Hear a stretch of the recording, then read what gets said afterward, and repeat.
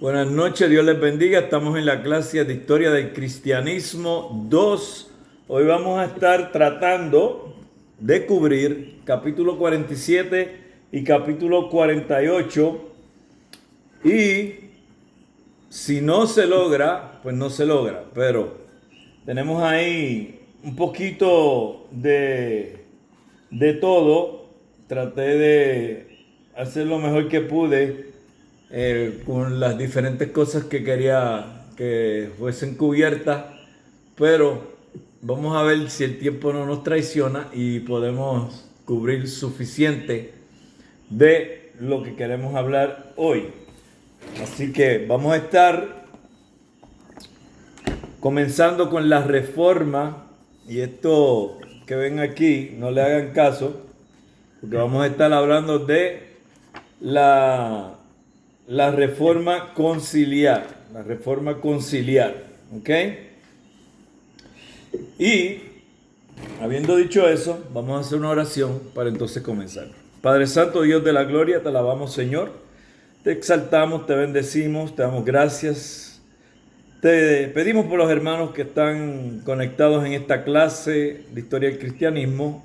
Pedimos que seas tú con ellos y que nos ayudes a todos, inclusive a mí, a poder entender todo lo que vamos a llevar y enseñar, y que ellos, Señor, si tienen algo que aportar, pues así lo puedan hacer en esta clase. Pedimos que seas tú guiándonos en todo y oramos estas cosas en el nombre de Cristo Jesús. Amén. Muy bien, vamos a estar hablando hoy primero de la reforma conciliar y vamos a tratar luego de cubrir lo que es a las personas de Wycliffe y la persona de Hus, ¿ok?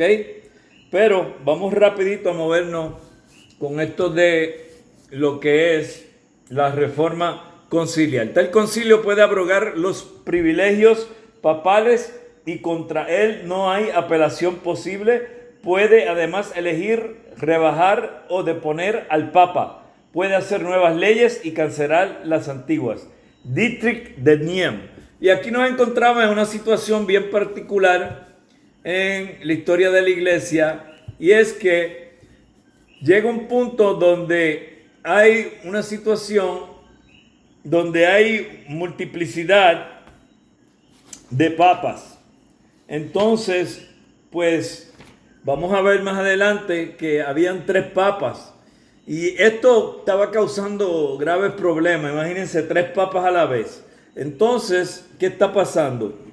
Que se tiene que establecer lo que es un concilio para bregar con las cosas que estaban pasando.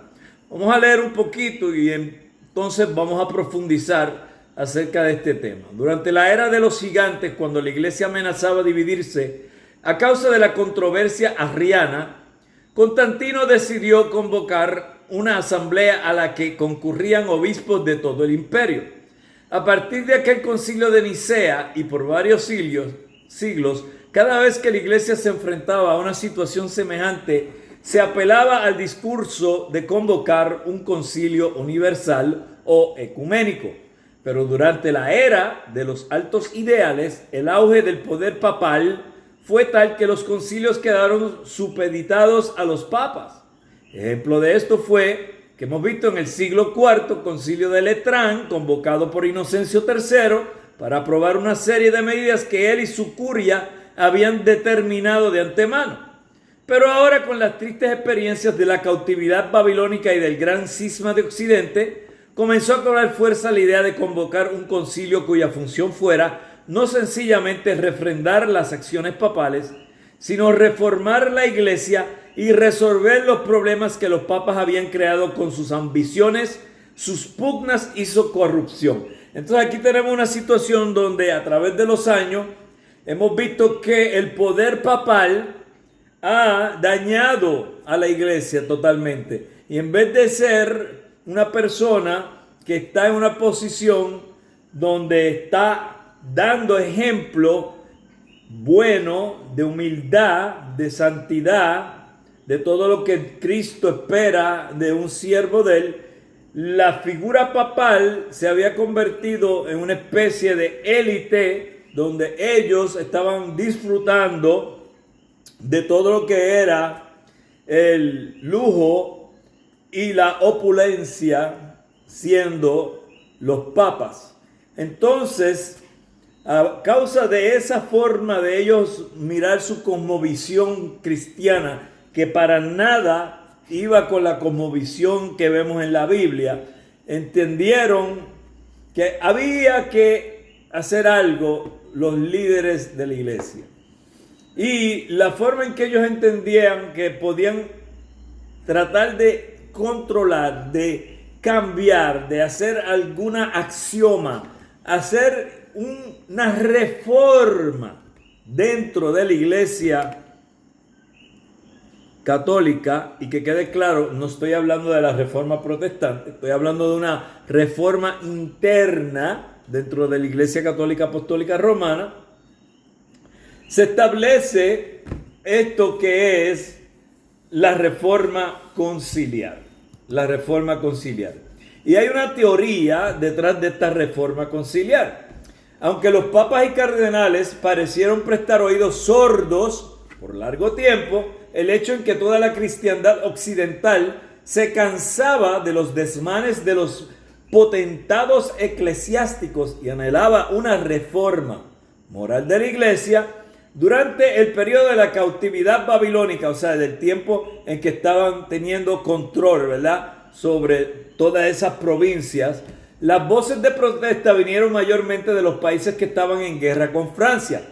Pero el gran cisma creó un clima universal de impaciencia con los manejos de los papas, puesto que fueron los eruditos quienes dejaron constancia escrita de su inconformidad.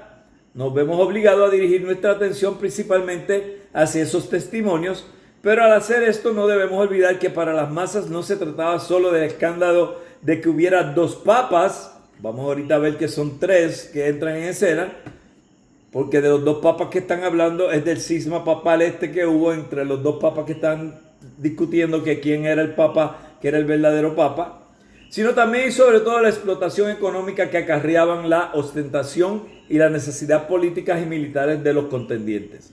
La simonía, el absentismo y el pluralismo que servían la ambición de los poderosos redundaban en impuestos cada vez más altos para las masas. Así la iglesia, que en sus primeros siglos y aún después en sus mejores momentos había sido defensora de los pobres, se convirtió en un peso más sobre las clases oprimidas. O sea que vemos que en un principio la iglesia sí estaba haciendo la función que tenía que hacer de ayudar al necesitado, al pobre, al que estaba oprimido, etcétera, etcétera. Pero a la vez que la iglesia fue adquiriendo poder a través de los años, la iglesia fue perdiendo su camino.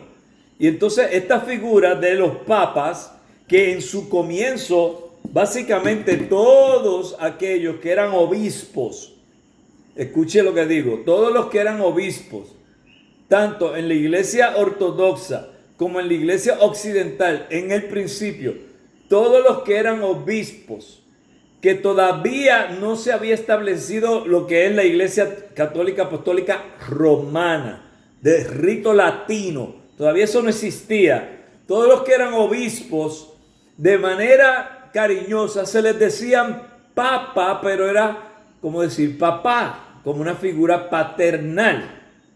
Obviamente, luego se toma eso para el sumo pontífice de Roma, que ya hemos explicado que la palabra sumo pontífice también es escogida de lo que era el imperio romano. El César era el sumo pontífice. Cuando la iglesia católica se une a la iglesia cristiana, se une a la iglesia, al imperio romano, y dentro de toda esa unidad empieza a desarrollarse lo que eventualmente ya para el siglo IV es conocida como la Iglesia Católica Apostólica Romana.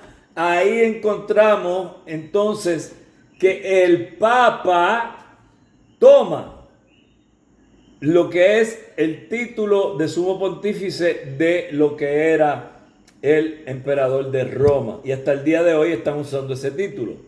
Ahí encontramos ahora que llegamos a los 3 papas.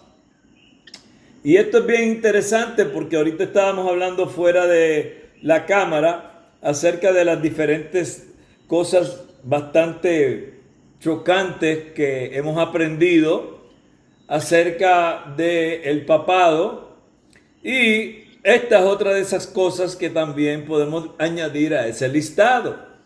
Si ciertamente están enseñando en la ICAR que el papado es una descendencia directa, constante y fidedigna de lo que es el primer papa, según ellos, que era Pedro, hasta el día presente.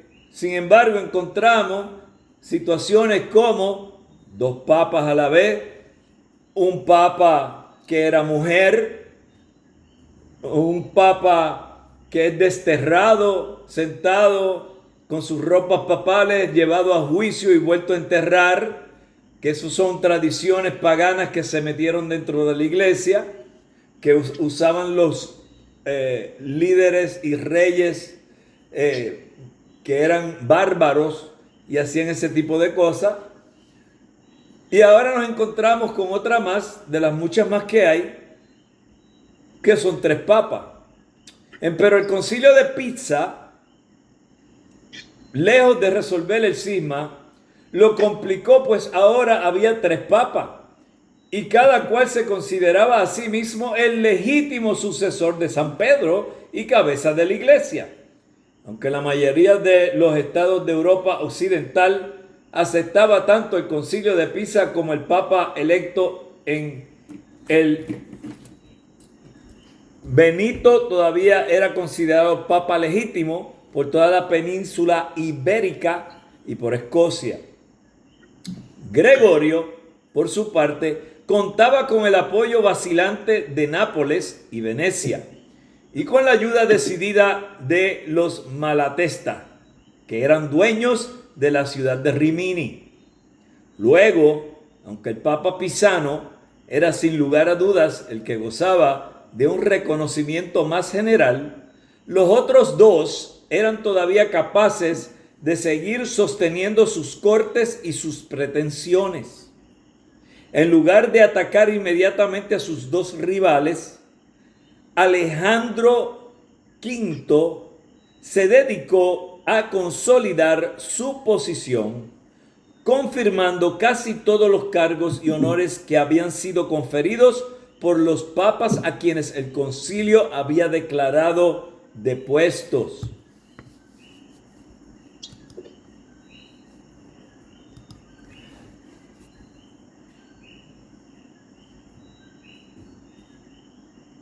Pero esto quería decir que, aunque él mismo era un franciscano,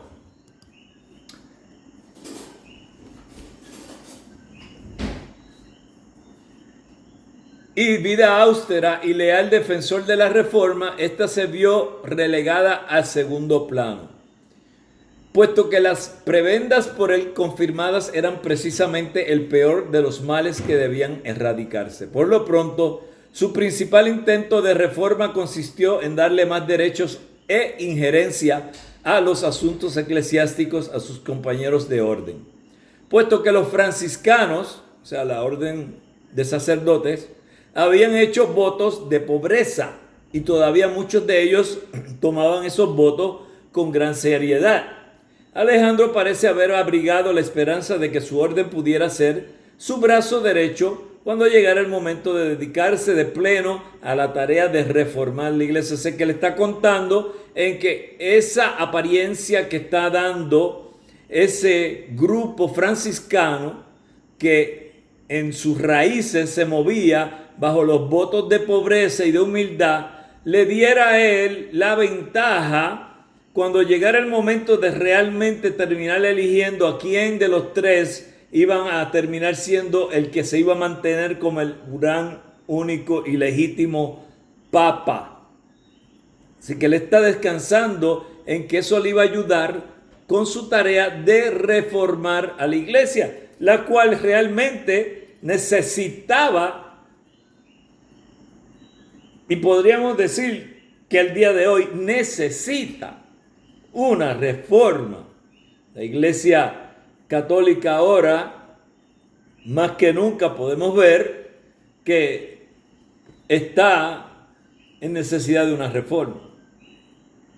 Si nos movemos hacia lo que está sucediendo en Alemania, con los sedevatentistas estos que están diciendo claramente que el que está ahí no es, y los sedevatentistas llevan años diciendo que no ha habido un legítimo papa en la silla.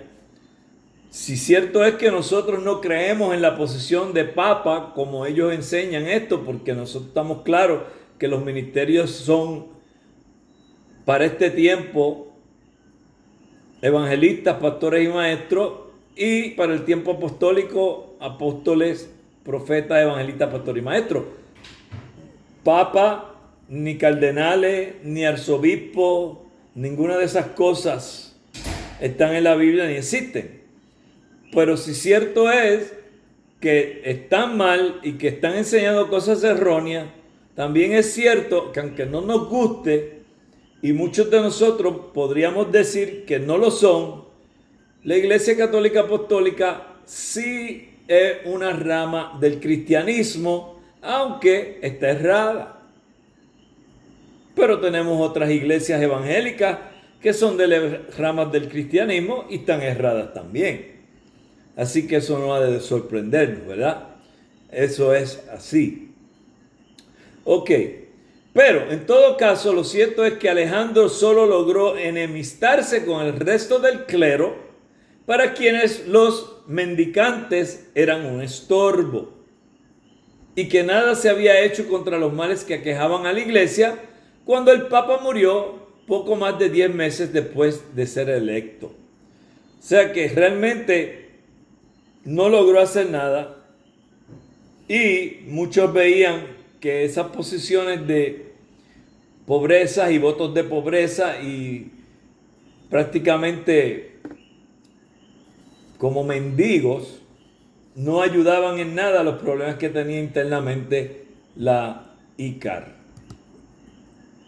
Alejandro murió en Bolonia y allí mismo se reunieron los cardenales para elegir a su sucesor, que resultó ser el menos digno entre ellos, Baltasar Cosa.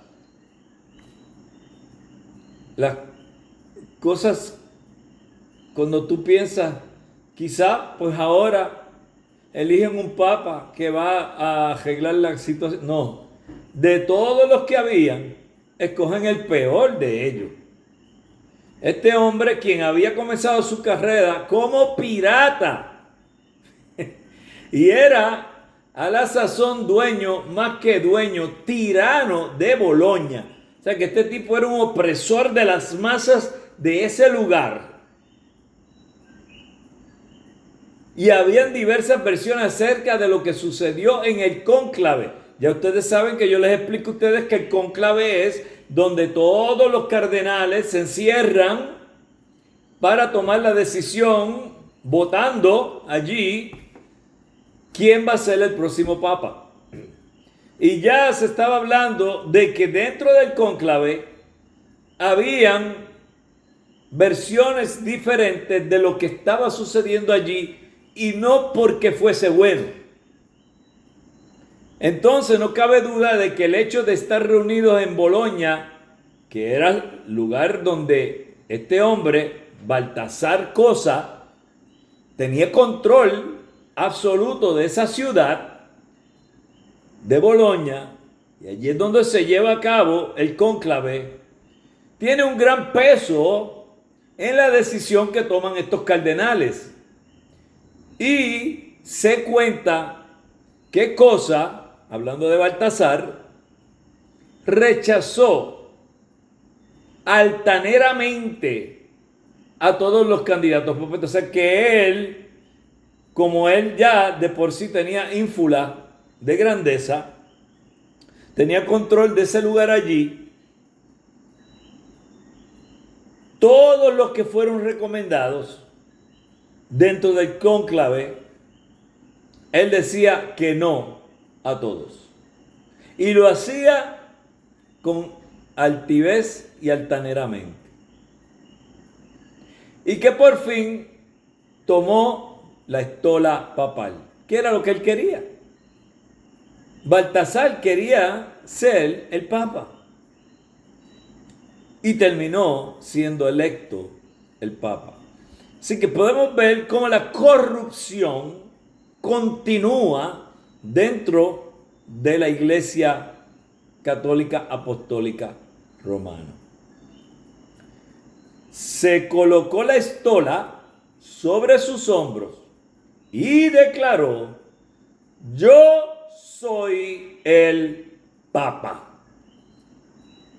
Sea cual fuere el modo en que el nuevo Papa fue electo, que obviamente después de mirar toda la evidencia que tenemos, sabemos que hubo gato encerrado en esa elección.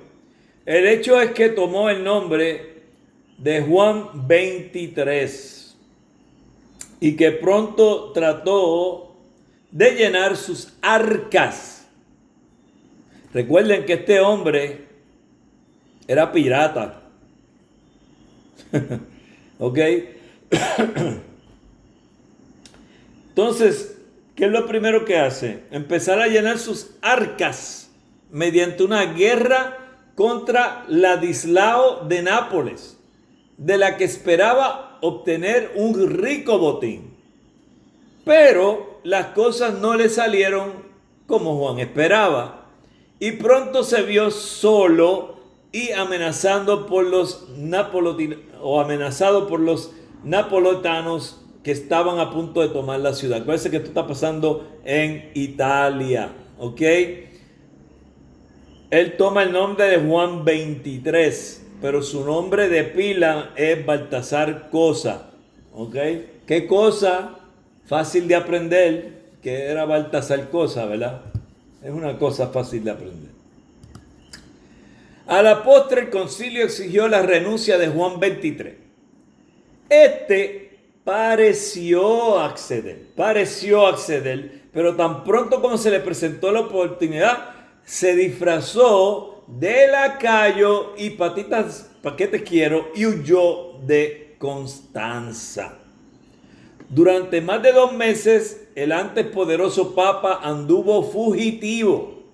Cada vez se hacía más difícil su situación, pues su principal protector entre los nobles, el duque de Austria, fue aplastado por el emperador y a partir de entonces le fue casi imposible encontrar asilo.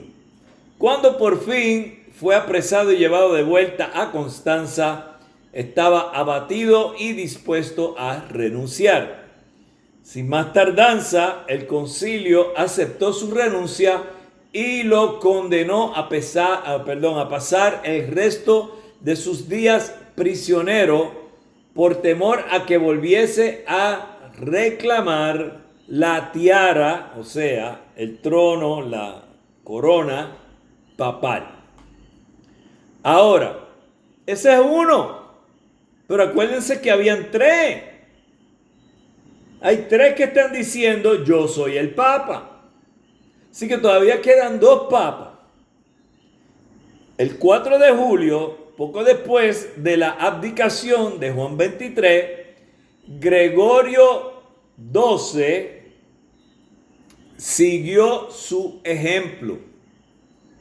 En cuanto a Benito XIII, sus seguidores quedaron reducidos a un puñado cuando el emperador Segismundo, mediante una serie de negociaciones con los estados ibéricos, logró que todos le retiraran su obediencia. Aunque después su fortaleza en Peñíscola, el viejo cardenal Pedro de Luna continuó llamándose único papa legítimo y dándose el título de Benito XIII, ya nadie le hizo caso. O sea que no importa, por más que él estaba tratando, ya era tarde la situación. Ahora, ¿qué pasa? ¿Se acuerdan que comenzamos hablando de lo que es la reforma conciliar? Pues aquí viene. Ahora no tenemos uno, no tenemos dos, no tenemos tres, no tenemos ningún papa. Ahora la iglesia está sin papa. Así que a falta de papa, el concilio quedó como poder supremo y se dedicó a la reforma de la iglesia. Pero antes, según veremos en otro capítulo, había condenado a Juan Hus, de quien vamos a hablar en un momento, si así nos da el tiempo.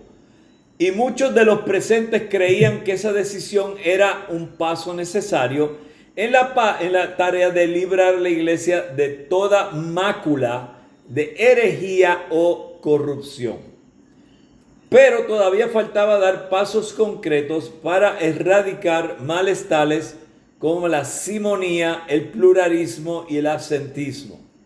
A esta tarea se dedicó entonces el concilio y pronto descubrió que, aparte de una serie de decretos de carácter general, era poco lo que podía hacerse de inmediato.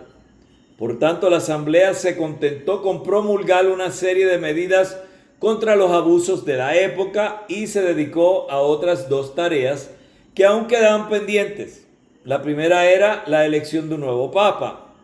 La segunda, mucho más importante desde el punto de vista de los conciliaristas, era asegurarse de que hubiera concilios periódicos que se ocuparan de que los papas llevasen a cabo las reformas necesarias. Así que realmente hay una preocupación real dentro de la iglesia de que hay que hacer algo, hay que definitivamente reformar este revolú que tenemos aquí, porque realmente la iglesia lo que se ha convertido en un lugar para que los papas se den la gran vida y los que terminen pagando los platos rotos sea el pueblo.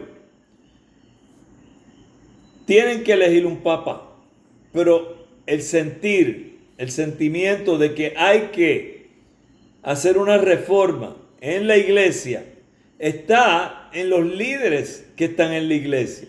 Estamos hablando de todos los cardenales y arzobispos de la iglesia. Recuerde que el sistema de la ICAR es un sistema jerárquico. Así que nosotros no podemos quizá como evangélicos entender muy bien esto, porque nuestras iglesias no tienen un sistema jerárquico. Podemos tener diferentes personas a cargo de diferentes ministerios, pero como tal una jerarquía no existe en las iglesias evangélicas. Es muy raro. La única iglesia que usted podría decir que tiene jerarquías, que es considerada una iglesia protestante, sería la iglesia anglicana.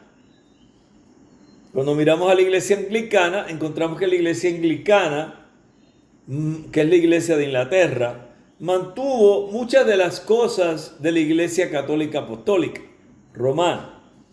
Pero, obviamente, al separarse de la iglesia y formarse la iglesia anglicana, y eso sucede obviamente cuando el rey Jaime le pide al Papa en aquel momento que quiere un divorcio y se lo niegan, y el rey dice, bueno, pues váyanse a freír espárrago, y formó su propia iglesia, siendo él el líder de la iglesia anglicana, y ahí es que surge la iglesia anglicana. Y en Puerto Rico y en otros países latinoamericanos, eventualmente la iglesia anglicana pasa a ser, en los países hispanoparlantes, lo que conocemos hoy en día como la iglesia episcopal. Así que la iglesia episcopal es la iglesia anglicana de corte hispano. Hay unas diferencias que podríamos decir que están marcadas dentro de la iglesia episcopal versus la iglesia anglicana, encontramos que en la iglesia episcopal usted va a encontrar muchas imágenes e inclusive usted podría pensar que está entrando a una iglesia católica cuando entra a una iglesia episcopal. Si alguno de ustedes alguna vez han entrado a una iglesia episcopal, tienen que entonces saber de lo que estoy hablando. Si no lo ha hecho, mire, no hay nada malo con ir a hacer la investigación. Usted, como cualquier buen turista que puede estar llegando aquí a Puerto Rico, se mete en una iglesia episcopal y la mira y ve cómo es. ¿Ok? Si hay algo que nosotros, los cristianos evangélicos, pecamos de hacer, es entender lo que otras iglesias están haciendo y nos quedamos en la burbuja de nuestro mundo y nuestra cosmovisión cristiana.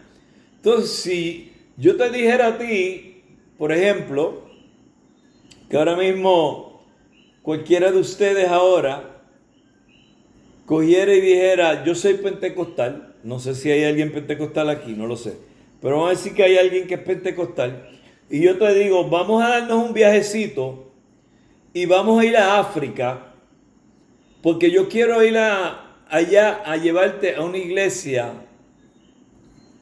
ortodoxa, pero no ortodoxa como pensarías tú. Vamos a ir a una iglesia ortodoxa pentecostal. Y cuando llegamos allí y entramos, lo primero que te va a venir a la mente a ti va a ser, yo estoy en una iglesia pentecostal. Esto parece una iglesia católica. Esto parece una iglesia ortodoxa oriental. Pues ¿sabes qué? En la iglesia ortodoxa pentecostal se visten como la ortodoxa griega, como la ortodoxa copta, como la ortodoxa, bueno, no tanto como la copta, más como la griega, más como la ortodoxa griega. La ortodoxa copta usa mucho el negro, la griega usa más colores de oro, colores más llamativos. Y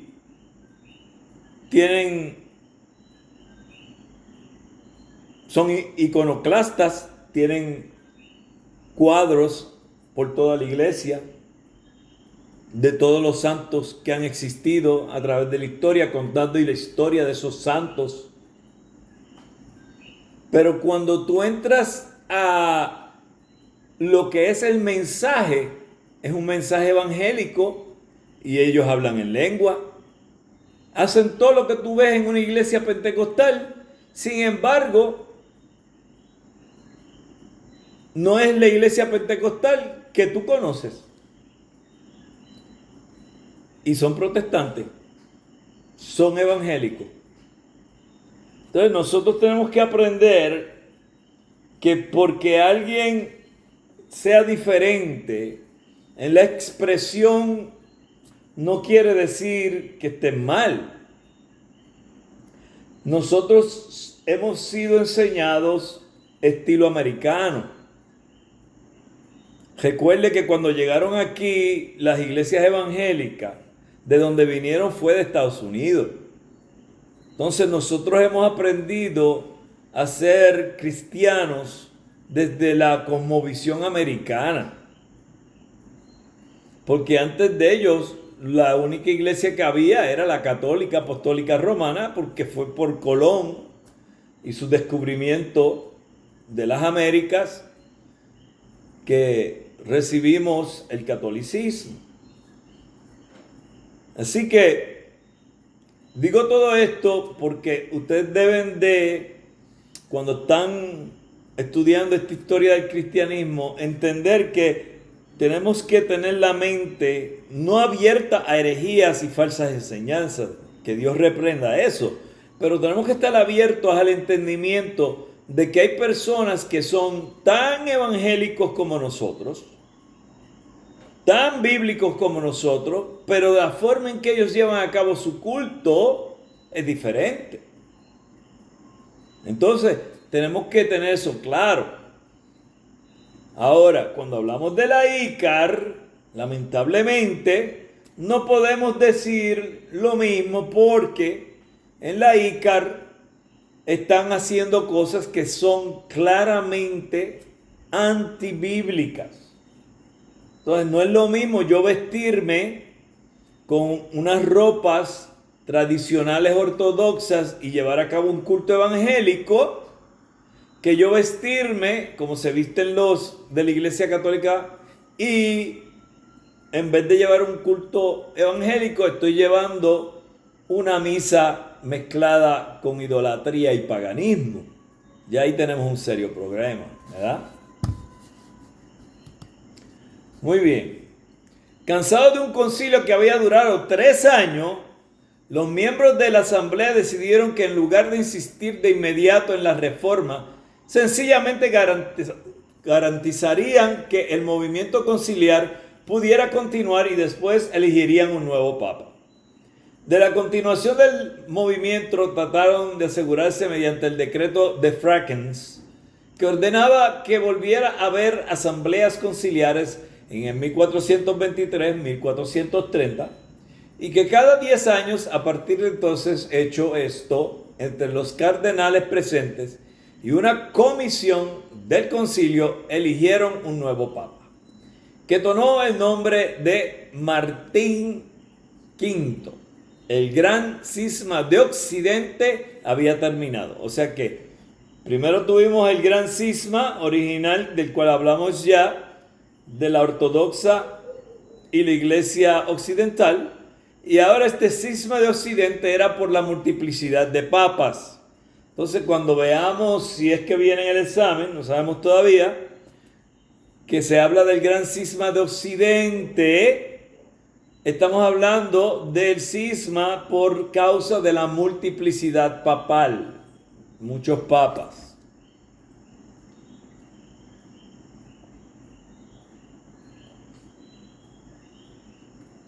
Pero, aunque este movimiento, pues, había logrado auge, se empezó a decaer cuando el cisma terminó. El triunfo del papado. Los próximos años fueron un periodo de tensión creciente entre la doctrina conciliarista y la monarquía papal. Martín V, que era hábil diplomático, se cuidó de no contradecir los decretos del Concilio de Constanza, pero tampoco confirmó los que estaban dirigidos contra su poder. Muy bien, ahí terminamos con los concilios, lo que realmente necesitábamos saber. Y ahora vamos a hablar de un hombre muy importante que surge antes de la Reforma Protestante y es considerado un proto-protestante, ¿ok? Proto-reformador. Y lo voy a citar lo que él dice. Se me ha acusado de esconder bajo una máscara de santidad la hipocresía, el odio y el rencor. Me temo y con dolor confieso que tal cosa me ha acaecido con harta frecuencia. Juan Wycliffe, persona muy importante en el proceso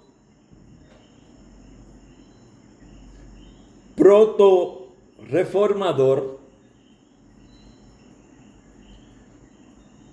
y definitivamente va a ser mencionado porque es de las figuras claves de la historia que ayudaron a abrir el camino para que tú y yo hoy en día gocemos de la libertad y la capacidad de expresión, de disfrute de las Sagradas Escrituras que la Iglesia Católica Apostólica Romana tenía pisado a muchos de poder disfrutar, porque ellos tenían el control, teniendo el poder como lo tenían. El curso ininterrumpido de nuestra narración nos ha hecho continuar la historia del papado y del movimiento conciliar hasta los principios del siglo XV. En esa narración nos hemos referido repetidamente a los intentos de reforma que caracterizaron al movimiento conciliar. Según hemos visto, esa reforma se dirigía no a cuestiones de doctrina, sino más bien a la práctica de la vida religiosa, y en particular contra abusos tales como la simonía, el absentismo, etc. Pero al mismo tiempo que los acontecimientos que hemos narrado estaban teniendo lugar, había otro movimiento de reforma mucho más radical que no se contentaba con atacar las cuestiones referentes a la vida y a las costumbres, sino que buscaba también corregir las doctrinas de la iglesia medieval, ajustándolas más al mensaje bíblico.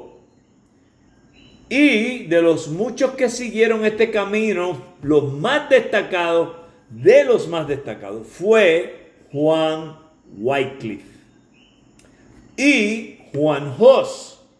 De él vamos a hablar. Wycliffe vivió durante la época de la cautividad babilónica, del papado y los inicios del gran cisma. O sea que él estaba en ese movimiento cuando los árabes estaban controlando las cosas y cuando estaba el inicio de la multiplicidad papal, ¿verdad? Entonces él está en ese momento desarrollándose. En el caso de lo que es Hus, a quien le vamos a dedicar el próximo capítulo, terminó su carrera en el concilio de Constanza. Muy bien, vamos a ver la vida y obra de Wycliffe. Y vuelvo y le recalco que este hombre es de suma importancia, igual que los próximos 3 hombres de los cuales vamos a estar hablando en esta clase de hoy, en la venidera de la semana que viene. Juan Wycliffe fue uno de esos autores cuyos libros dan a entender muy poco acerca de ellos mismos. La cita que encabeza este capítulo es una de las pocas veces en que Wycliffe nos abre las profundidades de su corazón, y aún en ella nos dice solo lo que podríamos fácilmente adivinar: que sus sinceros esfuerzos reformadores no han estado exentos de toda mácula de pecado. Por tales razones, en poco lo que se sabe de los años mozos de Wycliffe. Y aunque supiéramos más, quizás tal conocimiento nos resultaría particularmente interesante, pues lo poco que conocemos parece indicar una niñez típica de una pequeña aldea de Inglaterra y una juventud dedicada casi exclusivamente al estudio. La mayor parte de su vida transcurría en la Universidad de Oxford, donde llegó a ser famoso por su lógica y erudición. Allí se le conoció como un hombre dotado de una mente privilegiada, dispuesto a seguir sus argumentos con toda perseverancia hasta sus últimas conclusiones y carente de humor. De esto da testimonio uno de sus seguidores, quien cuenta que años después el arzobispo de Canterbury le dijo acerca de Wycliffe que era un gran erudito y muchos lo consideraban un perfecto hígado. Sí, tenía mucha simpatía el hombre, ¿verdad? De la universidad salió Wycliffe en el 1371 para dedicarse al servicio de la corona. Era la época en que, como hemos dicho en nuestro primer capítulo, existían tensiones entre el trono inglés y el pontificado romano, particularmente lo que se refería a los impuestos sobre el clero que una y otra parte trataban de imponer. Wycliffe salió en defensa de la corona, atacando la teoría según la cual el poder temporal se deriva del espiritual. Fue dentro de este contexto que comenzó a desarrollar sus teorías acerca del señorío, de que trataremos más adelante. También fue enviado como parte de una embajada que discutió con los legados pontificios, los cuales se debatían. Al parecer, su lógica inflexible y su falta de sentido de la realidad política lo hacían poco apto para la diplomacia y por tanto no volvió a ser enviado en misiones semejantes. A partir de entonces se utilizó principalmente como el polemista demoledor que el poder secular empleaba contra sus enemigos eclesiásticos. Fíjense que este hombre no está en el clero, él está fuera del clero, él va a pasar luego a ser parte del clero. Empero, esa misma polémica, el rigor de su lógica, sus estudios bíblicos y el escándalo del gran cisma que comenzó en el 1378, lo llevaron a posiciones cada vez más atrevidas. Muchas de sus doctrinas acerca del señorío, según se iban desarrollando, redundaban en perjuicio no solo del Papa y los poderosos señores de la Iglesia, sino también del Estado. De igual modo que el poder espiritual tenía sus límites, también lo tenía el temporal. Por lo tanto, los nobles que antes lo apoyaron se fueron apartando de él y dejándolo cada vez más desamparado. Wycliffe se contentó entonces con regresar a su querida Oxford, donde contaba con muchos seguidores y admiradores. Pero aún allí se iba cerrando el cerco. Sus doctrinas acerca de la Eucaristía se oponían a las enseñanzas oficiales de la Iglesia. Sus ataques a los frailes, que iban comenzando años antes, le habían ganado muchos enemigos. En el 1380, el canciller de la universidad convocó una asamblea para discutir las enseñanzas de Wycliffe acerca de la comunión, y esa asamblea lo condenó por un escaso margen. Todavía había muchos en Oxford que lo defendían y las autoridades no se atrevían a tomar medidas contra él. Durante varios meses permaneció encerrado en sus habitaciones, privado de libertad, pero libre para continuar escribiendo sus libros cada día más fogosos. Sin embargo, el punto en que las enseñanzas de Wycliffe le dieron a sus enemigos la oportunidad de declararlo un hereje fue su doctrina acerca de la presencia de Cristo en la comunión. Y aquí se pone esto interesante, mi gente. Como ya hemos visto, a través de los siglos y desde los mismos inicios, la comunión había sido el culto cristiano por excelencia. Poco a poco se le fue dando un sentido mágico.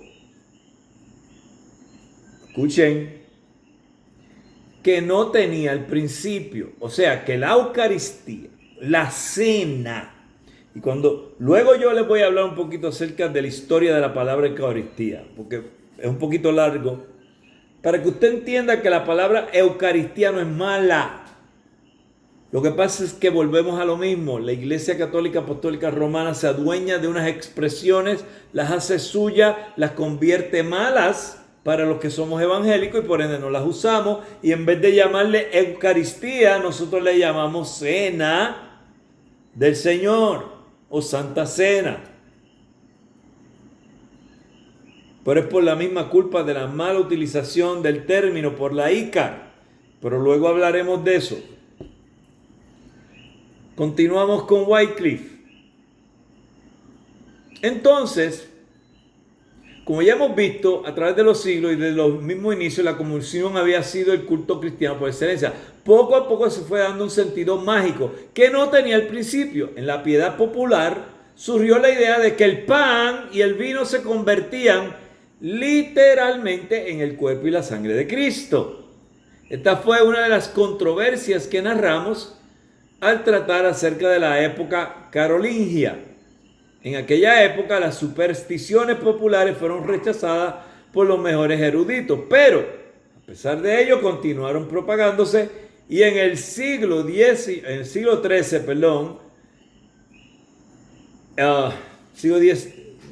ahí es un 3, no veo, 10, sí, 13. El cuarto concilio de Letrán promulgó la doctrina de la transustanciación. Si ustedes se fijan en la tabla que yo les di de la historia de la iglesia, que la tienen que tener por ahí guardada ustedes, en algún sitio yo les puse ahí cuando comienza la doctrina de la transustanciación, según la cual al celebrarse la comunión la sustancia del pan desaparece y el cuerpo de Cristo ocupa su lugar, al tiempo que se conservan los accidentes del pan, tamaño, color, sabor, etc. Lo mismo se decía acerca del vino y la sangre del Señor.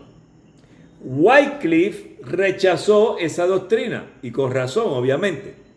No porque quisiera restarle importancia a la comunión, ni tampoco porque no creyera que en ella ocurría un verdadero milagro, sino porque le parecía contradecir la doctrina cristiana de la encarnación, cuando el Verbo se encarnó, se unió a un hombre.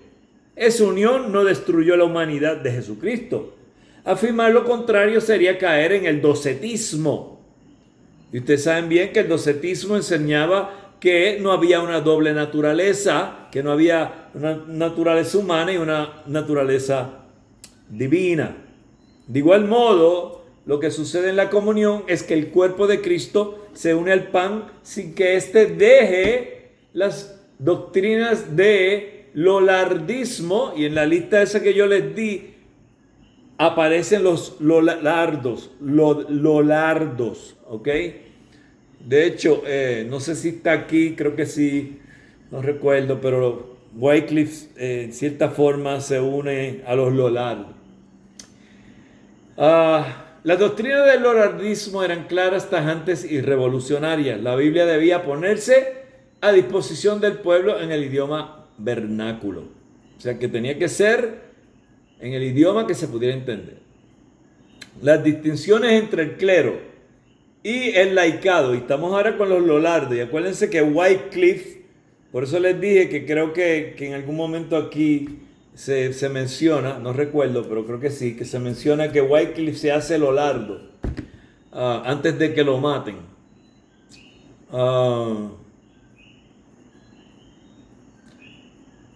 A base del rito de ordenación eran contrarias a la Escritura. La principal función de los ministros de Dios debía ser predicar y el tener cargos públicos que les debiera estar prohibido, pues nadie puede servir a dos señores. Vamos a pararnos ahí porque me estoy adelantando un poco.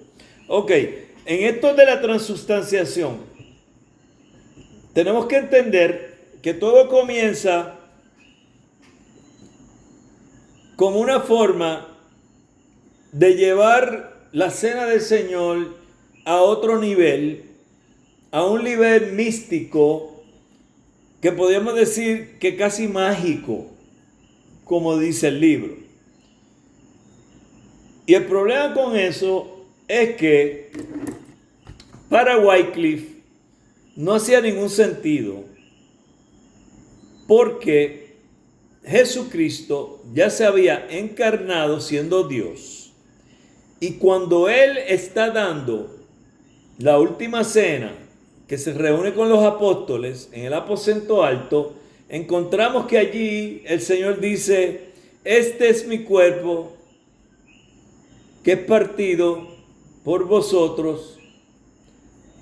Hacer esto todas las veces que lo comieras en memoria de mí. Ahora, pónganse ustedes esta imagen en su mente. Ahí está Cristo con los discípulos. Él coge el pan en sus manos. O sea que Jesús encarnado en sus dos naturalezas, la humana y la divina, coge el pan y lo parte. Este es mi cuerpo, ¿ok?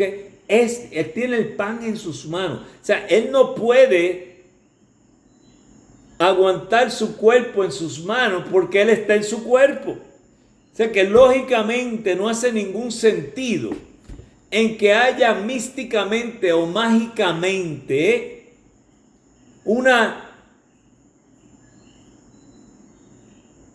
reacción que transforme ese pan en el cuerpo literal y físico de él. Él lo está partiendo con sus manos y está diciendo, este es mi cuerpo, hacer esto en memoria de mí. Es un memorial. De ninguna manera ese pedazo de pan es el cuerpo literal de Cristo. Y entonces Wycliffe está haciendo eso como un señalamiento, y esto es parte de lo que los lollardos, al estar enfocado en la enseñanza escritural de la Biblia, están diciendo. Sin mencionar lo que vamos a estar hablando ahora, que tiene que ver con los sacerdotes, los monjes, etc. Las monjas, todo eso. Entonces, nosotros como cristianos evangélicos no creemos en ninguna manera en la transustanciación. Eso es un disparate, es un invento. Entonces lo que hace es llevar el punto más importante del culto, del servicio cristiano, a que en vez de ser la enseñanza de la palabra de Dios, que debe ser lo más importante en el culto, se pone en segundo o tercer lugar y se le da entonces al partimiento del pan el lugar principal. Por eso es que usted ve que en las iglesias de rito latino, la mesa es la que está al frente. Está al frente y el púlpito están a los lados. En una iglesia evangélica protestante, el púlpito está delante. Y solamente el día que hay cena del Señor, se viste la mesa para la cena del Señor. Se celebra la cena del Señor, pero sigue siendo la predicación lo más importante dentro del culto. Porque la palabra es lo más importante. Porque la palabra es la que hace que uno crea. Porque la fe viene por el oír la palabra de Dios. La fe no viene por verle una cena del Señor. Por eso no viene la fe. La Biblia no dice eso. La Biblia me dice que Jesús nos dijo que lo celebráramos para que recordáramos el sacrificio que Él hizo de morir en la cruz en el Calvario por nosotros. Y que lo hiciéramos hasta que Él venga. Eso es lo que dice la Biblia. 1 Corintios capítulo 11. ¿Ok? Entonces,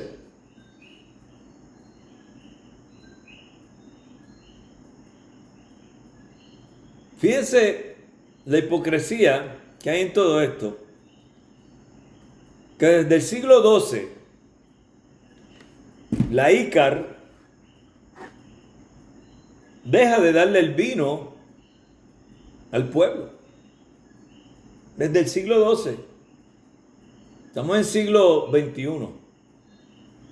Desde el siglo XII la ICAR dejó de darle el vino al pueblo. Si usted haga este ejercicio también, sea turista, esto no quiere decir que porque usted entre allí, usted está cometiendo un pecado, ¿no? Entre a la iglesia católica un día en la misa, no tiene ni que quedarse para oír todas las cosas que dicen allí. Vaya cuando van a dar la cena o la Eucaristía y tire foto, grabe, para que usted vea que le están dando a todo el mundo el pan, pero no le dan el vino. Jesús dijo, el pan y la copa. Esta es mi sangre. Obviamente, simbólicamente, no es literal, no se convierte. Pero el sacerdote coge la copa y se empina el vaso de vino, lo más feliz y contento. Y te digo que yo estaba allí hace muchos años. Nunca yo tomé vino. Nunca. Siempre me daban el pan seco. O sea que para colmo están violando lo que Cristo dijo. Y yo creo que la presencia de Cristo está. Sí, claro que está. Está porque Cristo está por medio de su Espíritu Santo en nosotros los creyentes. Por ende, cuando yo estoy allí en la cena, claro que Dios está conmigo allí en la cena porque el Espíritu Santo está en mí. Pero no es porque me comí el pan. Él no se mete en el pan o se convierte en el pan. Pero tras que estás enseñando algo erróneo, para colmo también no cumples con lo que dice el Señor de que coman del pan y beban de la copa. Le estás negando la copa al pueblo.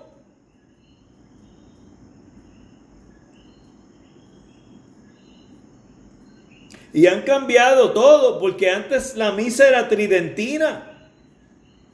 Ya la misa no es tridentina. Desde el Vaticano II para acá, es otro tipo de misa. Que para mí, ninguna misa está bien. Dentro de la misa hay cosas que están bien. Pero hay otras cosas que la dañan y por ende yo no puedo participar en una misa. Yo puedo ir a verla en forma de investigación. De hecho lo hice para proyectos de trabajos de estudio. Pero no, nosotros estamos claros. Y ya Wycliffe para aquel tiempo, en el siglo XV, está diciendo, esto está mal. Pero entonces hay un grupo que están los lolardos y ellos también están viendo las cosas que están mal. Los acusan de herejes. Y si ustedes miran en esa lista que yo les di, estoy más que seguro, y no sé si Jerry puede ponerla ahí como hizo la última vez en los mensajes. Porque yo estoy aprendiendo esta máquina nueva, así que no me atrevo a ponerme a hacer nada que vaya a salirme de pantalla y entonces se dañó la clase. Pero Jerry, si me estás oyendo y puedes poner la lámina ahí. ¿Cuál lámina? La lámina donde está la historia de la iglesia católica y las iglesias de tipo anabautista. Y en esa lista estoy seguro que están los lolardos. Esa fue la imagen de... Sí. De la historia de la iglesia. Sí. La subo ahora. Ok. Entonces, ¿qué pasa? Aquí con los lolardos se empieza a entrar en cosas que le tocan la llaga a muchos. Porque ellos están hablando de que tenemos que regresar a lo que es bíblico. ¿Ok?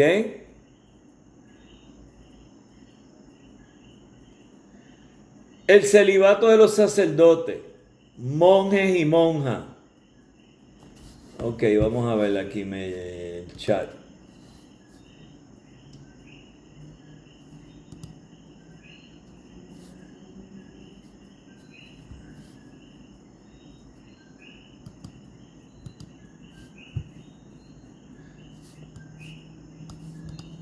No me deja moverla. Ahí. ¿Ustedes ven esa lámina?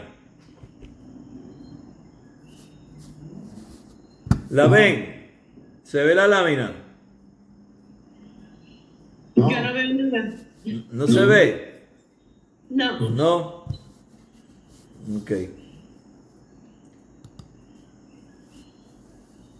Vamos a ver aquí. se ve, tienen que darle download. Cuando tocan el chat, lo van a ver que tiene un puntito. Tienen que darle download y baja la lámina y se ve completa. Sí, yo estoy tratando de poner la pantalla, pero no. Tú la tienes que hacerle drag y ponerle encima de donde está lo de PowerPoint.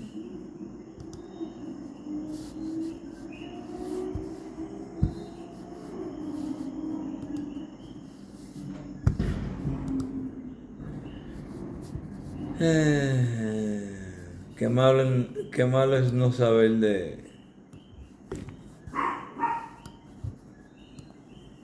de computadoras así como Jerry. Eso es una Mac. Sí, pero yo. Esto es Me quité ya. esto es una iMac. Ya me quité, ya me quité. A todo el mundo se lo envió Jerry. Sí, están en el chat. Sí, Si ustedes se fijan y van al chat, sí. vayan al chat. Entonces, en el chat,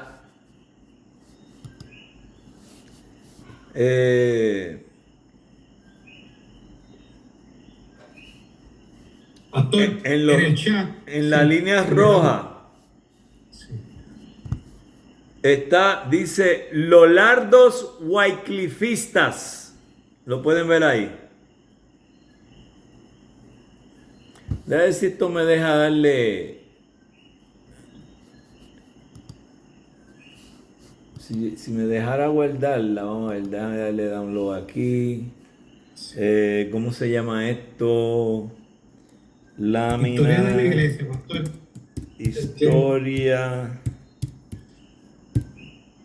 de la iglesia. Entonces la voy a poner en el desktop. Ujú. Ok.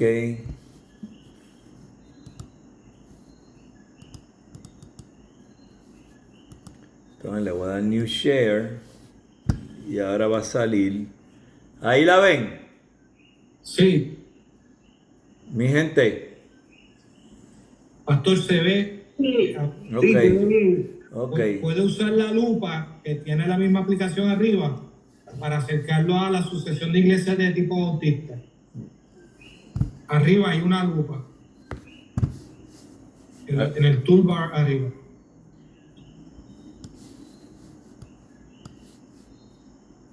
Aquí. Para el medio, para el medio, para el Sí, en medio. el mes es ese. Sigue aumentando. Ahí se ve. Ok. ¿Lo ven aquí? Sí. ¿Ah? Déjame mutear. Sí, Sí, se voy ve. voy a mutearme de nuevo. ¿Dónde está Maribel? Galaxy 23 Maribel. Sí, se ve. El señor es Porfirio. Ok. Mire lo que dice ahí. Bien. No es que yo esté tratando de darle preeminencia a la iglesia bautista, ¿ok? Que estemos claros. Pero yo no puedo cambiar lo que está, ¿sabes? Está. Y ahí tú ves claramente que dice Lolardos. Y al lado que dice Wyclifitas. ¿Por qué? Porque Wycliffe se hizo Lolardo. Porque él dijo, espérate, esta gente están haciendo lo que yo estoy buscando, que es estar más cerca a la Biblia. Si te vas abajo de eso, ya mismo vamos a hablar de Juan Jos, si el tiempo me da, y Dios mío. Y encontramos los bohemiamos y dice usitas. ¿Por qué se llaman usitas? Porque son seguidores de Juan Hus.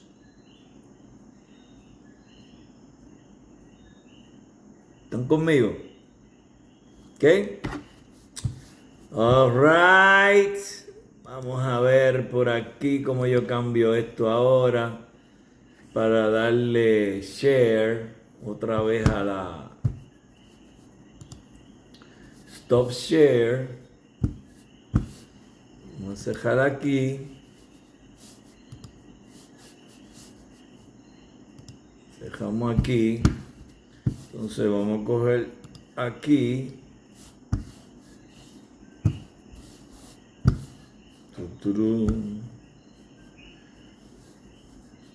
Vamos aquí.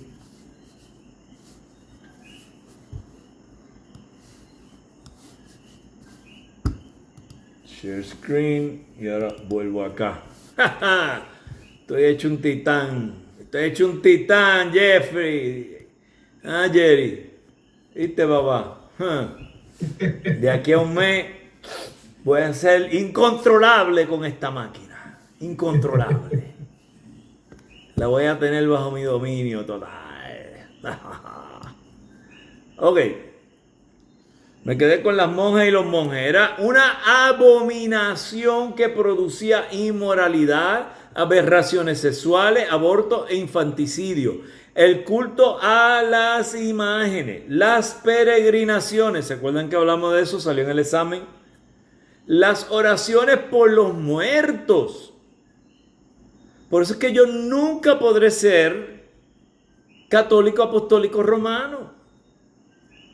Una vez uno está en la verdad, uno no va a la mentira otra vez, si es que estuvo allí. Hay quienes han tenido la bendición de ser evangélicos desde toda su vida y no tuvieron que pasar por ese martirio.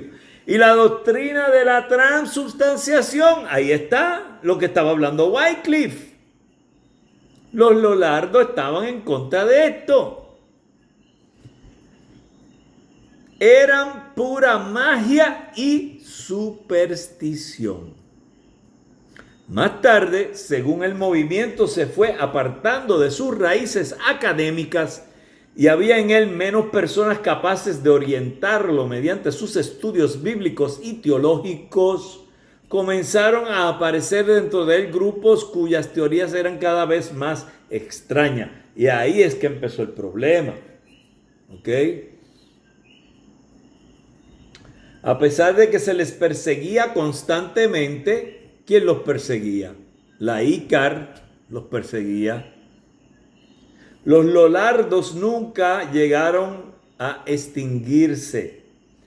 A principios del siglo XVI, el movimiento cobró nuevas fuerzas y el número de mártires ejecutados por sostener sus doctrinas aumentó considerablemente.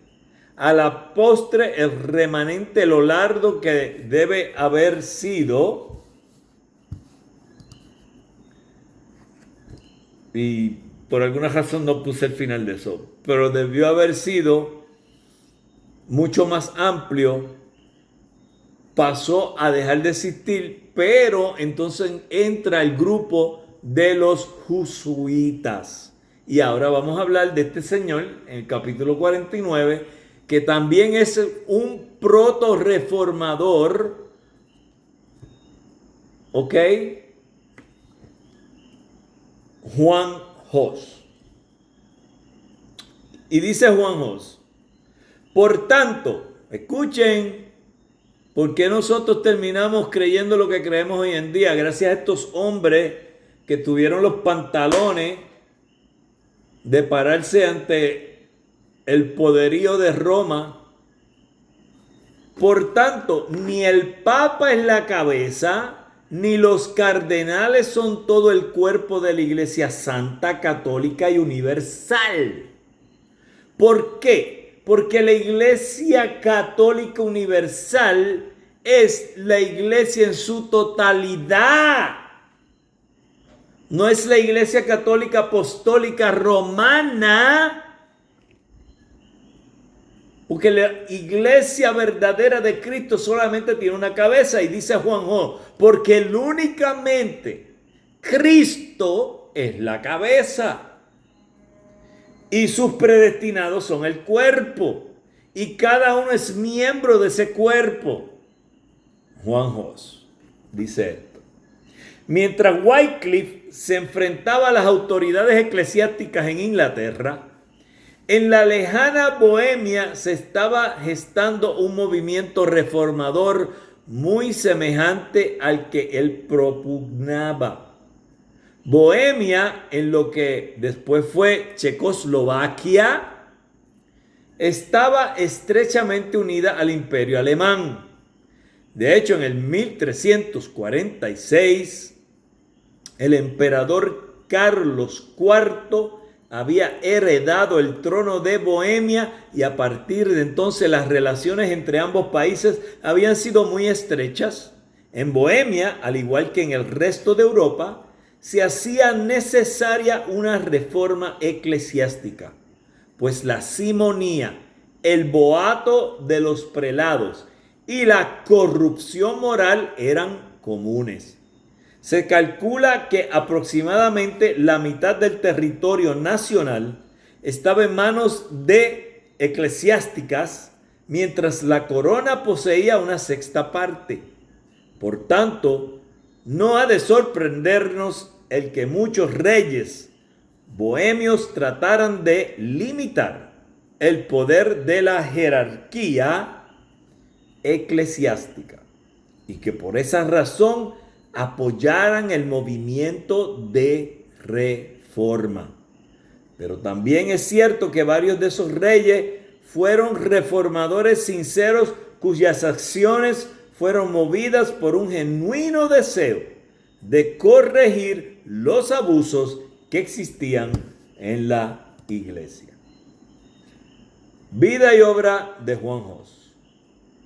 Nacido alrededor del 1370, de una familia campesina que vivía en la pequeña aldea de Husinek, Juan Hus ingresó a la Universidad de Praga cuando tenía unos 17 años. A partir de entonces, toda su vida transcurrió en la capital de su país, excepto sus 2 años de exilio y su encarcelamiento en Constanza. En 1402 fue hecho rector y predicador de la capilla de Belén. Allí se dedicó a predicar la reforma que tantos otros checos habrían propugnado desde tiempos de Carlos IV.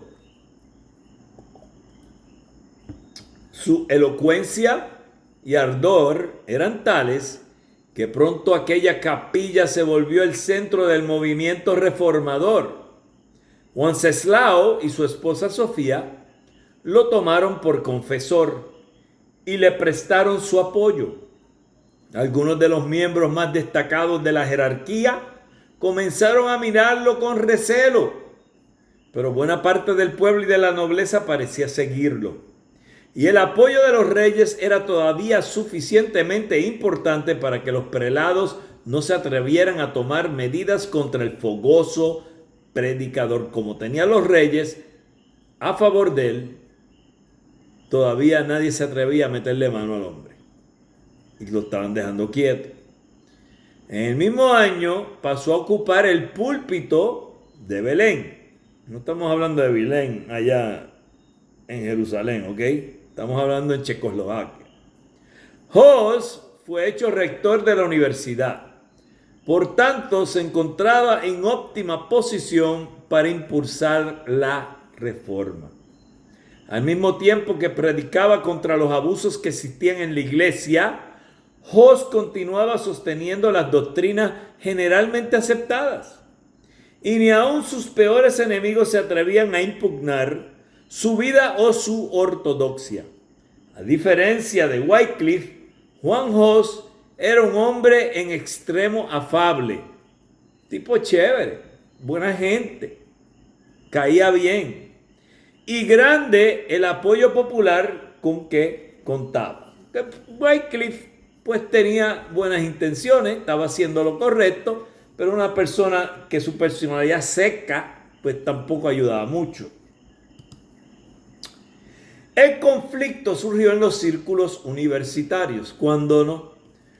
Poco antes habían comenzado a llegar a Praga las obras de Wycliffe, un discípulo de Juan Hus, Jerónimo de Praga.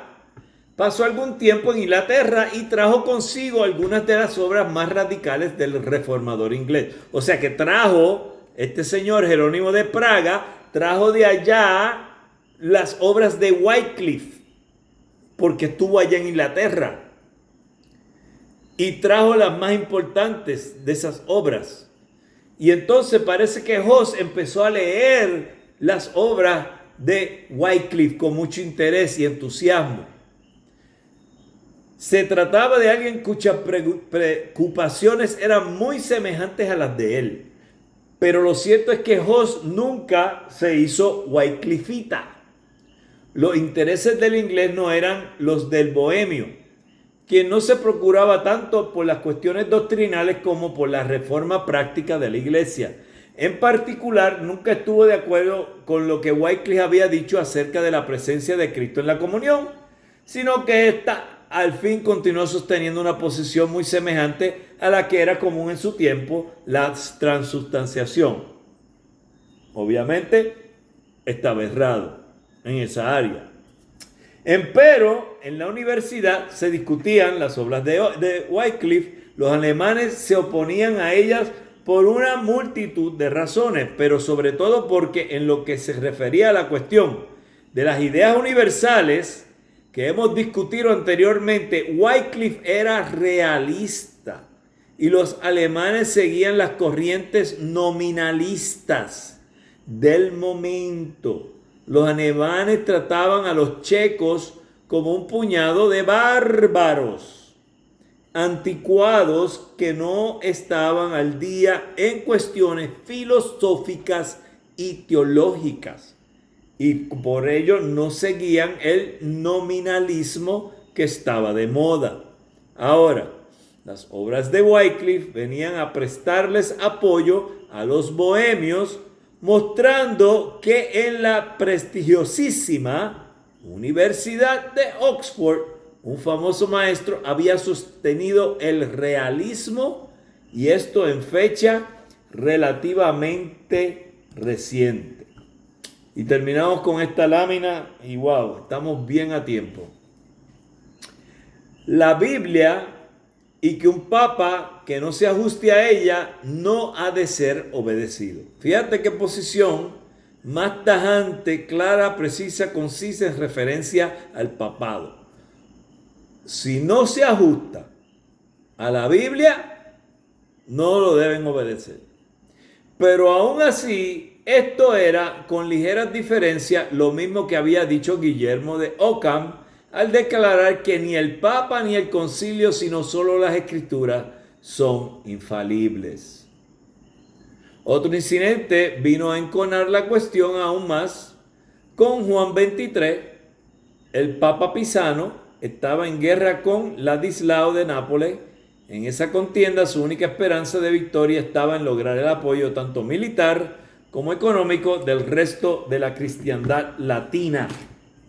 Acuérdense que estamos hablando de la Iglesia Católica Apostólica Romana, del rito latino. Todas las misas eran en latín. Por tanto, declaró que la guerra contra Ladislao era una cruzada y promulgó la venta de indulgencias, de lo cual estaremos hablando más adelante, para costearla. A Bohemia llegaron los vendedores, utilizando toda clase de métodos para anunciar su mercancía. Hus, quien 20 años antes había comprado una indulgencia, pero que ahora había cambiado de parecer, protestó contra este nuevo abuso. En primer lugar, una guerra entre cristianos difícilmente podría recibir el título de cruzada, y en segundo, solo Dios puede dar indulgencia. Y no ha de pretender venderse lo que viene únicamente de Dios, obviamente refiriéndose a la salvación. ¿Ok? Ciertamente, si fuésemos a coger más acerca de Juan Hus, sería demasiado. Yo te invito que, como dice el prontuario, que te exhorta a leer todo el libro. Si usted quiere leer más sobre él, coja el capítulo completo de Juan Hus y léalo, y así va a tener más información acerca de Juan Hus. ¿Ok? Muy bien. Entonces, ¿qué vamos a hacer? Nosotros nos vamos a mover.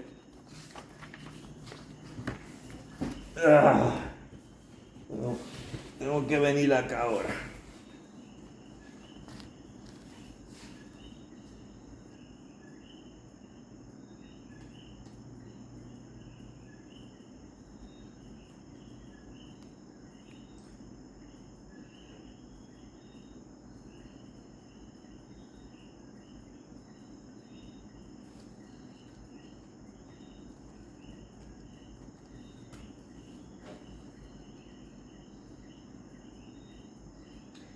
Ok.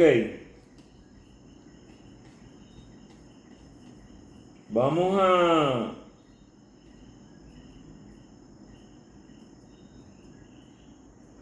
Vamos a estar cogiendo el tomo 2 para los que tienen los tomos. Ok. El tomo 2, deja ver. Correcto. Y del tomo 2, que también usted lo va a encontrar si tiene el libro si tiene este libro, la obra completa, el tomo 2, vamos a coger el capítulo 2. Vamos a dejar a Isabel quieta, no quiero hablar con Isabel la católica. Y vamos a estar la semana que viene dándole nuestro completo y total interés a la persona que impulsó la Reforma Protestante. Página 33 del capítulo 2. Martín Lutero, camino hacia la Reforma. Y a este señor le vamos a dar toda la atención de la clase y vamos a ver cómo reparto esto. Pero se supone que la siguiente semana cojamos el capítulo 3 y entremos en la teología de Martín Lutero. Así que se supone que cogemos a todo Martín Lutero en la clase que viene. ¿Ok? Obviamente sabemos que Martín Lutero es el que empieza la Reforma Protestante y ya mencionamos que tanto Wycliffe como Hus eran proto reformadores. ¿Ok? Eran antes de la reforma, pero ya venían con la idea de reformar. Entonces, muchas de las cosas que Lutero vamos a aprender, que él plantea cuando entremos especialmente a la teología de Martín Lutero, vamos a ver que ya eran cosas que estaban en la mente de personas mucho antes. Lo que pasa es que las personas no tenían la plataforma correcta para poder darle ese empuje a la reforma. De hecho, estamos en el mes de la Reforma Protestante. El mes de octubre es el mes de la Reforma Protestante y el día 31 es el día de la Reforma, porque en ese día fue que Martín Lutero pone la tesis de 95 críticas, básicamente, a el papado, pero sobre todo la más importante es la venta de las indulgencias, o sea, que vendiendo indulgencias, vendiendo la salvación, ¿verdad? Pero de eso hablaremos en más detalle en las próximas clases, ¿ok? Preguntas acerca de la clase de hoy. Preguntas Yo me río con unas fotos que ahí tienen Jerry y Arturo tienen unas fotos de lo más elegantes ahí en su Zoom. Voy a tener que hacer algo así también. Bueno, hasta aquí seguimos